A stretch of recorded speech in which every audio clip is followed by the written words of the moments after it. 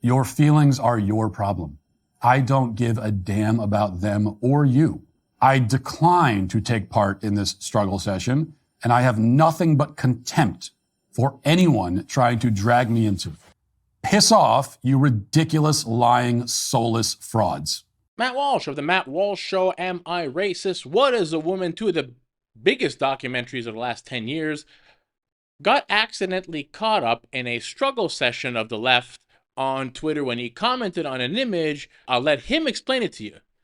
But when he didn't bend a knee, didn't apologize, when he wasn't a coward, they lost their mind, and it is terrific. Let's go. You know, during my time on the public stage, I have found myself thrown into the middle of some very dumb, very fake outrage cycles. But this week, I have experienced what surely is the dumbest and fakest one of all. Over the past several days, I have been attacked by both the left and even a fair number of people on the right for, as the story goes, posting a swastika on Twitter. Or as it has been put, including by this ostensibly right-wing account, I, quote, approvingly tweeted a swastika. Now, this is the narrative that various factions have decided to run with, the story that they're telling. Never mind the fact that the story is entirely made up. It didn't actually happen. What did happen is that a few days ago, I tweeted a point that you've heard me make many times, especially recently. I called out the PSYOP that has been conducted to convince white people that they aren't native to their own homeland, even if their ancestors have been here for dozens of generations. And somebody responded to that point that I made on X, and they responded and said this, quote, these people are native to Europe, not the Americas or Africa. Sounds like you need to Google what the word native means. Now, accompanying that caption is a picture of 6 blonde white girls, which you can see here. And I responded to that, disagreeing with it, and I said this, people who look like that have been living in Americas for 5 centuries. If 5 centuries is not long enough to qualify as native, then how long do you need? If the answer is that your ancestors have to actually originate from the place, then nobody is native to anywhere. So where do you draw the line? So that's what happened. That's it, what you just saw. Now, you might be thinking, but wait a minute, where did you approvingly tweet a swastika in that exchange? Well, apparently, the picture posted by the other account, the one that I was arguing with, contains a hidden swastika that you can only see if you squint and hold the phone far away from your face. And I'm not joking, this is actually what people are mad about, okay? And now you might be thinking, wait a second. People are mad at you because someone else posted a picture with a hidden swastika that nobody can even see unless someone else tells them it's there? Well, yes, but also no. That's the genesis of this latest outrage cycle. It's why I've been attacked for 2 days straight. But no, they're not actually mad. Okay, nobody is mad. This is all a game they're playing. It's the game the outrage mob always plays. The game is to lie, defame, and smear until the target, me in this case, performs whatever self-debasing act of compliance they're demanding. And in this case, they have demanded repeatedly, many, many times, that I apologize and disavow and delete and deliver some kind of assurance that I am not, in fact, a Nazi. They're trying to force me into a struggle session. That's what this is all about. And we'll get back to that in a moment. But first, I want to show you how far this Matt Walsh posted a swastika story spread, and also how it spread, because I think this is a good case study in how these mobs operate and how they corner people into engaging in the struggle session. So it begins with tweets like this one from an account called Dreamleaf. She posted a screenshot of the hidden swastika picture along with a side-by-side of the same picture with the swastika drawn in red for reference. And the caption says, I like how he pretended not to notice. Because it's so noticeable that she had to color it in red so people would notice it. And that tweet, by the way, has 10 million views and 25,000 likes. Lots of other accounts piled on. Most of them were leftist accounts, but also some on the right as well. Many people all claiming that I was sending out a Nazi dog whistle. They expressed concern. They were troubled. They needed me to explain myself. And pretty soon the narrative shifted. So they all agreed that after several hours of this and all the tweets and everything, pretty soon everyone seemed to agree that, well, even if I didn't see the swastika at first, I must see it now. And in order to prove that I'm not a Nazi, I have to delete it. but I didn't delete it, which was even more evidence against me. Large accounts like this one with over 100,000 followers declared that my refusal to delete is self-incriminating. So this guy wrote cryptically, Matt Walsh's swastika post is still up. He knows. Soon, other conspiracy theories started flying around, like this one. How can people not see a Nazi logo on a picture? You really have to be blind. And the thing about Matt is that I think this was already planned in advance. He wanted to get people talking about him. You know what they say, talk bad, talk nice about me, but just talk. Yeah, maybe that's it.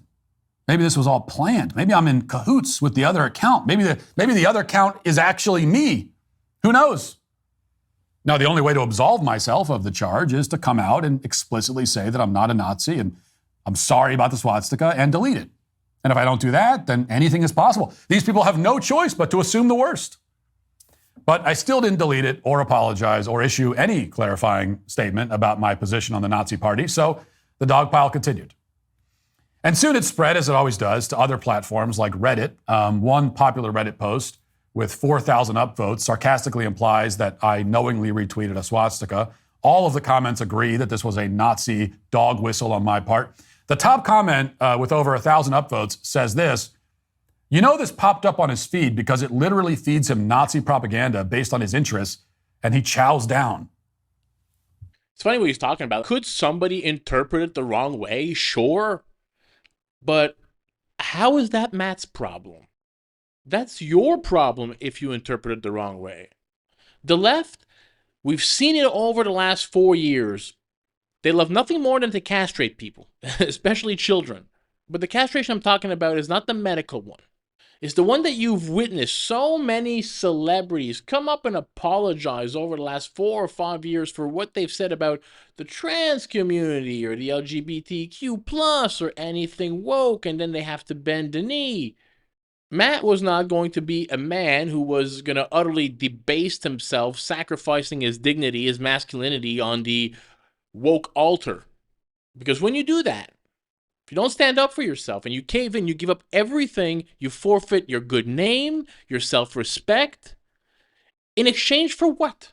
In exchange for nothing. So that the woke mob, as always, get their demands meet, total acquiescence, total submission from whoever their victim is, or else they threaten to dox you or attack you online, call your employer, whatever it is. You must give up your values, your belief, and your sense of right and wrong, every common sense that you know, your faith, your understanding of even like basic biology, but in return you get nothing. And good for Matt for standing on business. Let's get back to it. Right. The fact that a response to one of my tweets showed up in my feed is evidence that I have Nazi interests. That's the claim. And thousands of people agreed with it. Over on Facebook, a leftist account declared, Matt Walsh is retweeting swastikas. Hundreds of comments again agree that I must be a Nazi. There's no other explanation. Especially because I haven't deleted it and I haven't apologized. Needless to say, TikTok got in on the action. This guy wanted to let everybody know that he has visceral disgust and disdain for me and all these swastikas that I'm posting all over the place. Watch. So Matt Walsh actually posted this. You might not see it, but look at the girls. You got going down this way, going up that way, going that way, and then you got down here, going up, going up, going up. Look long enough, you'll see it. Words cannot express the visceral disdain I have for Matt Walsh. So he has to explain how to see the swastika. He invites you to stare closely at it and guides you through it so that you can see it. And yet he's sure, of course, that I did see it and that I replied to that guy's post as some sort of ploy to spread the Nazi message. This video that we'll play next has the same interpretation. He says that I've told everyone who I am and they should believe me. Fascist commentator, Matt Walsh. Perfect example of when people tell you who they are, believe them.